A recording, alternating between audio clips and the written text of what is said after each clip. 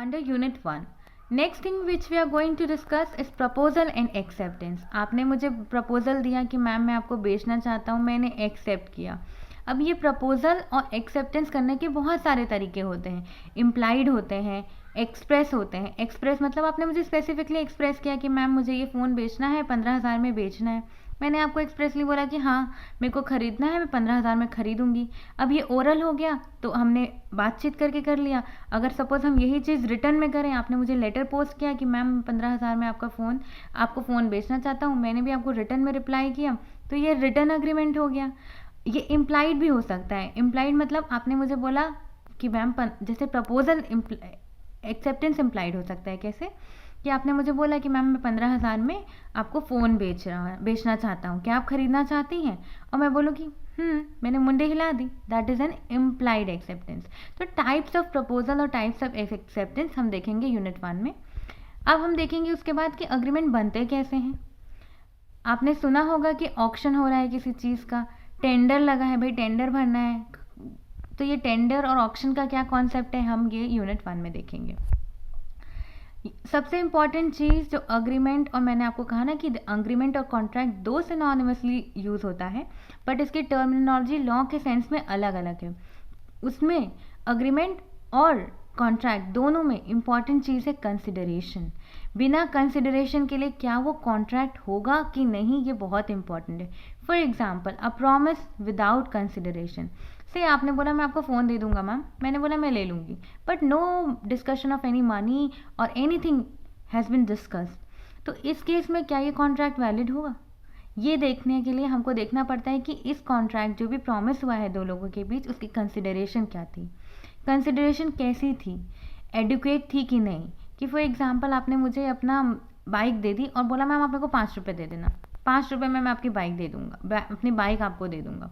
तो whether that is an adequate consideration for the transaction.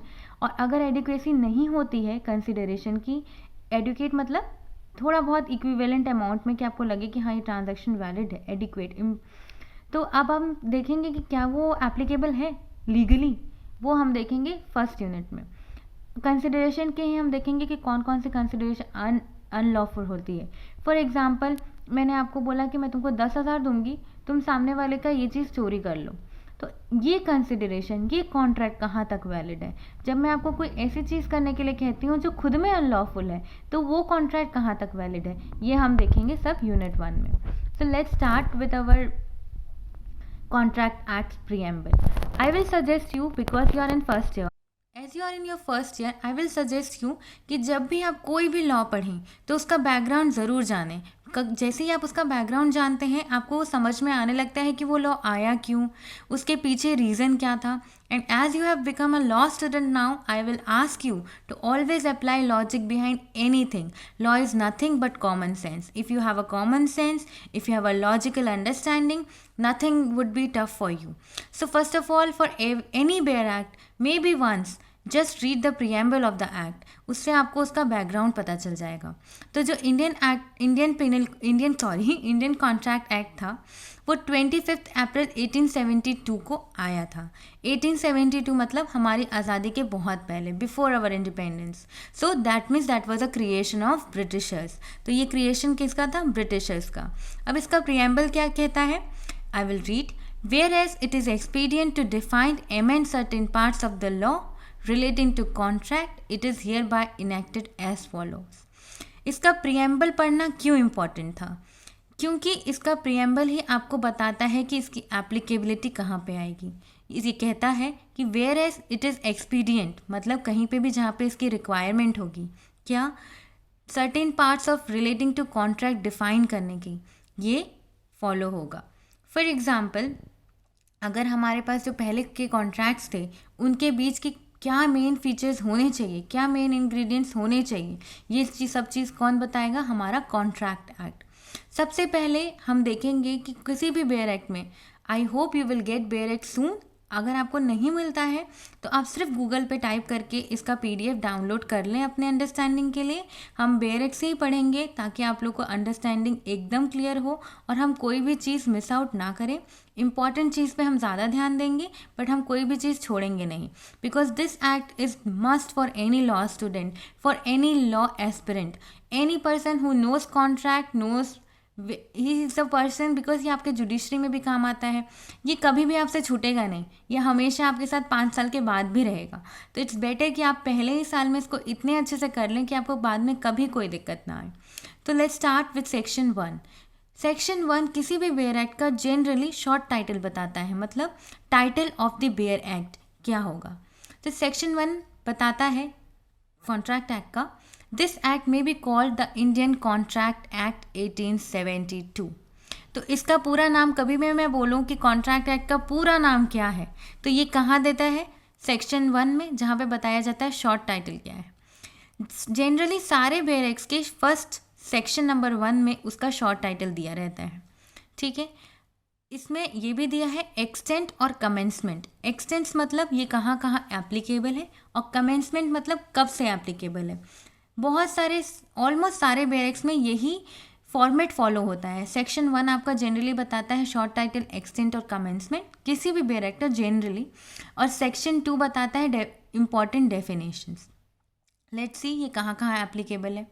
It extend to whole of India, पूरे India में applicable है except Jammu and Kashmir, and it shall come into the force on the first day of September 1872। तो ये applicable कब से होगा, first day of September 1872। इसका saving clause क्या कहते हैं, सेविंग्स मतलब where it has got immunity. Nothing herein content shall affect the provision of any statute, act और regulation not hereby expressly repealed, nor any usage or custom of trade, nor any incident of any contract not inconsistent with the provision of this act। मतलब इसमें जितने भी provisions दिए हैं अगर वो किसी और एक्ट या स्टैट्यूट के अगेंस्ट है तो क्या होगा, वो इसको इफेक्ट नहीं करेंगे। मतलब कि जो वो वाले एक्ट होंगे जिनमें इनके अगेंस्ट जो चीज़ें दी रहेंगी वो प्रेफर किए जाएंगे इसके तहत, क्योंकि वो थोड़े स्पेसिफिक हो जाएंगे। आप आगे पढ़ोगे कि क्या होते हैं जनरल लेजिस्लेशन, क्या होते हैं स्पेसिफिक लेजिस्लेशन, और जब जनरल लेजिस्लेशन होते हैं तो क्यों स्पेसिफिक प्रेफर किए जाते हैं, और जब स्पेसिफिक होते हैं तो जनरल क्यों प्रेफर किए जाते हैं और कब किए जाते हैं। अभी के लिए बस आप इतना ध्यान में रखें कि सपोज़ कोई और एक्ट है जिसमें कुछ और चीज़ दी है और हमारा कॉन्ट्रैक्ट एक्ट है जिसमें कुछ और चीज़ दी गई है, तो जो दूसरा एक्ट होगा वो प्रिवेल करेगा मतलब वो अप्लाई होगा। Let's move ahead. सेक्शन 2 जो बताता है आपकी interpretation clause. Interpretation clause basically क्या दिए रहते हैं, डेफिनेशंस दिए रहते हैं। जो हमारे एक्ट में कुछ कुछ वर्ड्स दिए रहेंगे, लीगल टर्म्स दिए रहेंगे, उनकी डेफिनेशन दिया रहता है कि उसकी क्या मीनिंग रहेगी। लॉ में आप हमेशा देखेंगे कि बहुत सारा हमारा जो अंडरस्टैंडिंग होता है किसी भी वर्ड का, वो सबका पहले तो अलग अलग होता है और हमको लगता है कि सबका, बट इंटरप्रिटेशन क्लॉज किसी भी बेयर एक्ट में, हम सब बेयर एक्ट का मैं इसलिए नाम ले रही हूँ क्योंकि ये बेसिक फॉर्मेट है, and this being your first bare act I want you to understand it format. तो पहला क्या है बोल रहा मैंने कि शॉर्ट टाइटल एक्सटेंट होता है। सेकेंड 2 बोलता है इंटरप्रिटेशन क्लॉज के बारे में, मतलब आपकी जो अंडरस्टैंडिंग होगी किसी भी टर्म को रिलेटेड इस बेयर एक्ट में, इस लॉ के तहत इतनी होगी। It gives you the limitation कि आप प्रपोजल मतलब वो मत समझो जो आपकी जनरल अंडरस्टैंडिंग है, पर जो इसमें दी गई है that is limited to that extent, कि जहाँ पे भी पूरे बेयर एक्ट में प्रपोजल कहीं दिया होगा तो उसका मतलब क्या होगा, जो सेक्शन 2 की डेफिनेशन में दिया है उतना ही। Let's start. In this act, the following words and expression are used in the following senses, unless a contrary intention appears from the context। तो मतलब अगर कॉन्टेक्स्ट में कुछ और नहीं दिया हुआ है तब अपन की जनरल अंडरस्टैंडिंग क्या होगी जो हम पढ़ने वाले हैं। मैं ये आप लोग को इसलिए पढ़ाना चाह रही हूँ कि मैं कोई भी एग्जाम्पल दूंगी अब तो मैं आपको जनरल टर्म्स में, जैसे मैंने अभी समझाया कि मैंने आपको आपने मुझसे प्रपोजल दिया इतने का, अब मैं सिर्फ प्रपोजल बोलूँगी ताकि आप तुरंत समझ जाएं कि प्रपोजल मतलब क्या, आपने मुझे कुछ चीज़ ऑफ़र की। प्रपोजल का सिनोनिम है ऑफ़र। उसको मैंने एक्सेप्ट किया तो मेरा एक्सेप्टेंस हुआ। तो जो टर्मिनोलॉजीज़ है, जैसे आप कॉन्ट्रैक्ट एक्ट की समझने लगेंगे तो आप इसका जो लॉ है, इसके जो केस लॉज हैं, इसके जो अंदर की बातें हैं वो समझने लगेंगे। तो इसलिए बेसिकली हमको सबसे इंपॉर्टेंट क्या है, let's study first of all the basic terminologies which is required for the contract act.